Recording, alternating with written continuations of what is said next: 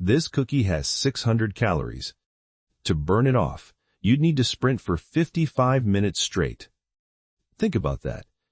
55 minutes of sweating and gasping for air just to cancel out one snack. You cannot outrun your diet. The math simply doesn't work. But you can outsmart your metabolism. Most people believe fitness is a suffering contest.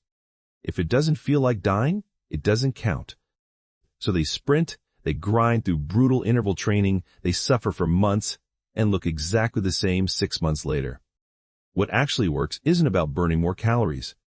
It's about manipulating your insulin response after you eat. It bypasses your body's defense mechanisms and melts belly fat without you ever breaking a sweat. Give me a few minutes, and I'll save you 10 years of wasted cardio. To beat stubborn belly fat, you first need to understand why it's so stubborn. Why is it that after weeks of dieting your face looks thinner, your arms get smaller, but that ring around your midsection refuses to budge even a millimeter? That's not because you're lazy, it's a biological defense mechanism. Back in 1997, a researcher discovered that fat cells aren't just passive sacks of stored energy. They have receptors. Think of them as light switches that tell fat whether to stay or go. There are two main types you need to know. First, beta receptors, the green lights. When adrenaline hits a beta receptor, it unlocks the fat cell and releases energy to be burned. You have tons of these in your face, arms, and chest, which is why those areas slim down first. Then there are alpha receptors, the red lights. When certain hormones hit these, they tell the cell to lock the doors, stop releasing energy, and hold on to fat at all costs. Here's the bad news. The fat sitting over your abdominal muscles has a much higher concentration of these red alpha receptors than the rest of your body. Evolution put them there to protect your vital organs from starvation. Your body genuinely wants to keep that belly fat. And here's the trap almost everyone falls into. When you do high-intensity cardio, sprinting, CrossFit, brutal interval training, your body shifts into fight or flight mode.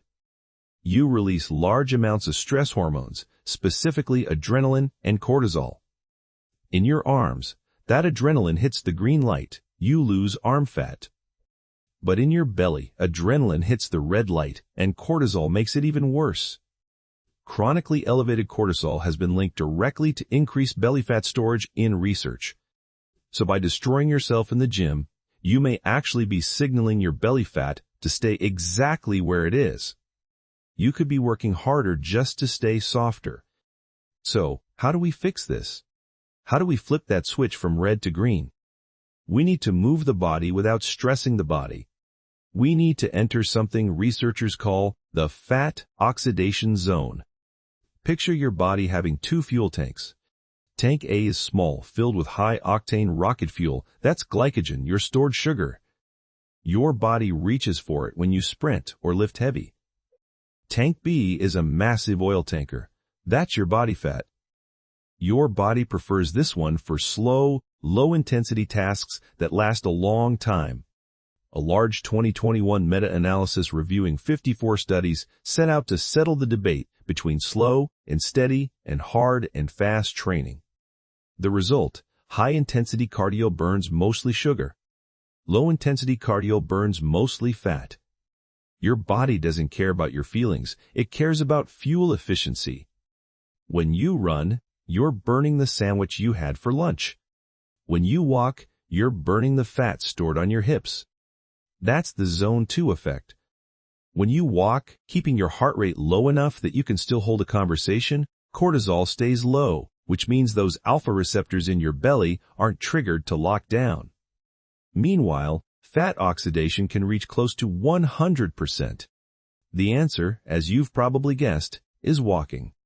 But before you tune out thinking, I already walked to the fridge and back, hear me out. Just wandering around a little won't build a six-pack. If it were that simple, your mailman would be the most jacked guy in the neighborhood. To make walking work for real fat loss, you need a protocol. But first, let's kill a myth that's holding people back. Running burns twice as many calories as walking. That's just basic physics. Sure, on paper, running wins. A 30-minute run burns roughly 350 calories. A 30-minute walk burns around 150, but people aren't spreadsheets. We're biological machines driven by hormones, specifically a hunger hormone called ghrelin. That brings us to the compensation effect. When you do intense training, your body senses a big energy deficit and panics, spiking your hunger hormones. So you go for a run, burn 350 calories, feel amazing, and an hour later, you're starving. You eat a slice of cake or an extra portion of rice at dinner. That cake has 400 calories. Congratulations, you suffered for 30 minutes just to put yourself in a 50-calorie surplus. Worse, intense cardio also makes you tired. After the run, you sit on the couch, you fidget less, you take the elevator instead of the stairs. Your body unconsciously tries to conserve energy to compensate for the run. Walking does the opposite. It's self-regulating. It doesn't spike ghrelin. It doesn't cause major fatigue. You can walk for an hour, burn around 300 calories of mostly fat, and your appetite stays completely stable, no urge to reward yourself with food. Walk an hour a day, that's 300 calories. Do that 7 days a week, and that's 2,100 calories, a massive amount of pure fat disappearing every single week. Over a year, that can add up to more than 14 kilograms of fat. The runner usually quits after 3 weeks because their knees hurt or they burn out. The walker wins the race because they never stop. Okay, walking wins, but how do we structure it for the fastest possible results? Most people get this wrong. They try to hit 10,000 steps by doing one giant, boring 2-hour walk at the end of the day. Don't do that. That's the hard way. Instead, we'll use a method called insulin stacking. Here's what you need to understand. Fat loss is essentially impossible while your insulin is high. Insulin is a storage hormone. When you eat, insulin spikes to store that incoming energy. We want to flip your body back into burning mode as fast as possible after a meal. Step 1 is the post-meal trigger. So here's your rule. 3 10-minute walks a day. 1 right after breakfast, 1 right after lunch, 1 right after dinner. That's it. That's only 30 minutes of movement total, roughly 3,000 steps. You don't even need to change into workout clothes. Doing this dampens the insulin spike from your meals and forces your body to use that food for movement instead of storing it as belly fat. Step 2 is what we can call your NEAT hacks, non-exercise activity thermogenesis, the calories you burn just from fidgeting, standing, and moving through daily life. Here are 3 easy ways to grab close to 2,000 free steps without really trying. Hack 1. The parking lot rule. Stop circling for the closest spot. Park at the far end instead. It saves time and adds around 400 steps round trip. Hack 2. The pacer. Never sit while you're on a phone call. Stand up, pace around the room. A 10-minute call can easily get you 1,000 steps. Hack 3. Kill the elevator. Unless you're headed to the 50th floor, take the stairs. Climbing stairs burns calories roughly 3 times faster than walking on flat ground. Stack the post-meal walks with these NEAT hacks, and you'll almost accidentally land at 8,000 to 10,000 steps a day. Now, if you want faster results and are willing to add a bit more real effort, you need to meet the king of fat loss, incline walking. Walking on flat ground is great. Walking on an incline is a serious upgrade for fat burning. Biomechanically, a steep incline roughly doubles the metabolic demand of walking without the hard impact of running. It forces your glutes and hamstrings to work overtime against gravity. There's a trend that went viral online called 12 through 30. Set the treadmill incline to 12%, speed to 3, and walk for 30 minutes. It caught on for a reason. It works. It burns close to the same calories as an easy jog while keeping you in that low cortisol, fat oxidation zone. One warning though, I see people get this wrong constantly. Don't hold on to the handrails. The moment you grab the rails and lean back, you're cheating. You're shifting your weight off your legs and onto your arms, effectively turning a 12% incline into a 2% one. Let your arms swing naturally. If you can't manage 12% without holding on, Drop it to 8. Proper form is everything. Adding just 2 or 3 of these incline sessions a week on top of your daily walks can send your fat loss noticeably higher. Now for the serious part. You can walk to the moon and back, hit incline sessions until your legs give out, log 25,000 steps a day. None of it matters if you're eating like there's no tomorrow. Remember that cookie from the start? You'd need about 60 minutes of walking to burn off 300 calories. It takes roughly 45 seconds to eat 300 calories of peanut butter. A single fancy coffee drink can run 500 calories. That's an hour and a half of walking undone in 5 minutes.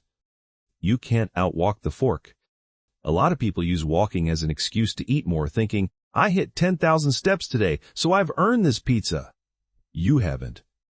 Here's the right way to think about it. Use your diet to create the deficit and use walking to amplify it and keep your metabolism healthy. Think of your diet as the engine and walking as the turbocharger. The turbo makes the car faster, but if there's no fuel in the engine, you're not going anywhere. Aim for a modest calorie deficit, roughly 300 to 500 calories below your maintenance level.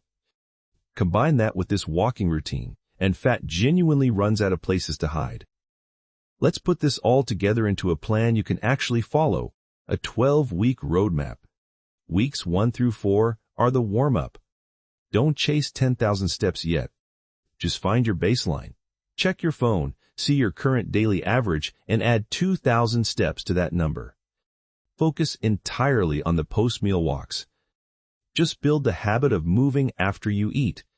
Weeks 5 through 8 are the stacking phase. Now we turn up the heat. Aim for a strict minimum of 8,000 steps every single day, rain or shine, no excuses. This is where you start layering in the neat hacks. Park farther away, take the stairs. Weeks 9 through 12 are peak mode. You're hitting 10,000 to 12,000 steps a day and adding 2 incline sessions a week at the gym. By this point, people around you will start asking what you're doing differently. We live in a culture that tells us results only come from suffering, that if you're not drowning in sweat, you're not working hard enough. That's not true. The most effective approach is often the most sustainable one. Walking is the oldest human movement pattern there is. It's literally what we were built for. It clears your head, may help lower stress, protects your joints, and yes, it can melt belly fat better than almost anything else. So here's my challenge to you. Don't worry about where you'll be in a year. Just commit to the next 7 days. Track your steps. Add those 3 10-minute walks after your meals. That's it. Come back to this video in a week and tell me your results in the comments. Which of these habits do you already recognize in yourself? The post-workout binge, the I earned it mindset, or maybe holding onto the treadmill rails without even realizing it? Walking is only half the equation though. In the next video, I'll break down which foods have almost no impact on your blood sugar so you can pair them with this routine and speed things up even further. If this kind of breakdown is useful to you, subscribing means you won't miss it. This video is based on research and personal experience, not medical advice. If you have underlying health conditions, check with your doctor before changing your routine.